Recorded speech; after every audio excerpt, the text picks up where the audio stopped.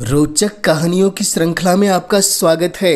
लीजिए आज सुनते हैं अकबर और बिरबल के बीच हुई रोचक संवाद से जुड़ी एक और प्रसिद्ध कहानी जिसका नाम है बिरबल की खिचड़ी। तो लीजिए प्रारंभ करते हैं कहानी। एक बार शहंशाह अकबर ने घोषणा की, यदि कोई व्यक्ति सर्दी के मौसम में नर्मदा नदी के ठंडे पानी में घुटनों तक डूबा रहकर सारी रात गुजार देगा, उसे राज्य की ओर से बहुत सारा इनाम दिया जाएगा।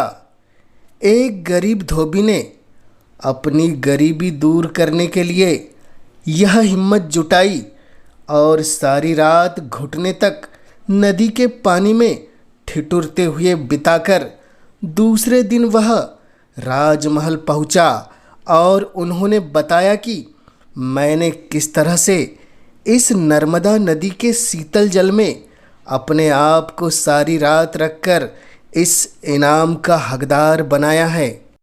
जब वह धोबी बादशाह के महल में इनाम के लिए पहुंचा तो बादशाह ने उससे पूछा, तुमने कैसे सारी रात बिना सोए खड़े खड़े ही नदी में बिता दी? तुम्हारे पास क्या सबूत है? धोबी ने उत्तर दिया, जहाँ पना मैं सारी रात नदी छोर के महल के कमरे में जल रहे दीपक को देखता रहा और इस तरह जागते हुए सारी रात नदी के शीतल जल में गुजारी। बादशाह ने क्रोधित होकर कहा, तो इसका मतलब यह हुआ कि तुम महल के दिए की गर्मी लेकर सारी रात पानी में खड़े रहे और इनाम चाहते हो? सिपाहियों, इसे जेल में बंद कर दो। बिरबल भी दरबार में था। उसे यह सब देखकर बड़ा बुरा लगा।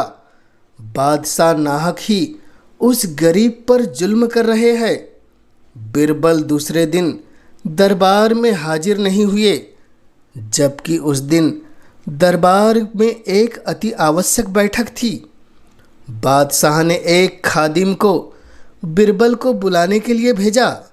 खादिम ने लौटकर जवाब दिया, बिरबल खिचड़ी पका रहे हैं और वह खिचड़ी पकते ही उसे खाकर आएंगे। जब बिरबल बहुत देर बाद भी नहीं आए तो बादशाह को बिरबल की चाल में कुछ संदेह नजर आया। वे खुद तफ्तीश करने पहुँचे। बादशाह ने देखा कि एक बहुत लंबे से डंडे पर एक घड़ा बांधकर उसे बहुत ऊंचा लटका दिया गया है और नीचे जरा सी आग जल रही है। पास में बिरबल आराम से खटिए पर लेटे हुए है।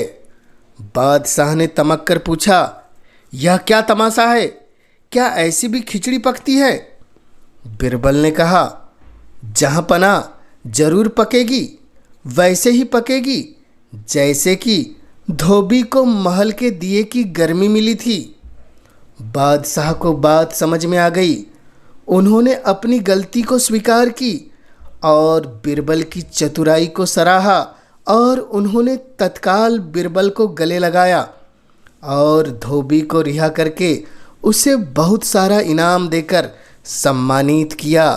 तो यह थी अकबर और बिरबल की प्रसिद्ध कहानी बिरबल की खिचड़ी। यह कहानी आपको कैसी लगी हमें कमेंट्स के माध्यम से ज़रूर बतलाएं और इस चैनल पर पहली बार आपने दी है दस्तक तो इस चैनल को ज़रूर कर दे सब्सक्राइब, ताकि आप तक ऐसी रोचक कहानियाँ और किस्से सबसे पहले पहुंच सके। इस कहानी के माध्यम से हमारे साथ जुड़ने के लिए आपका पूरे दिल से धन्यवाद।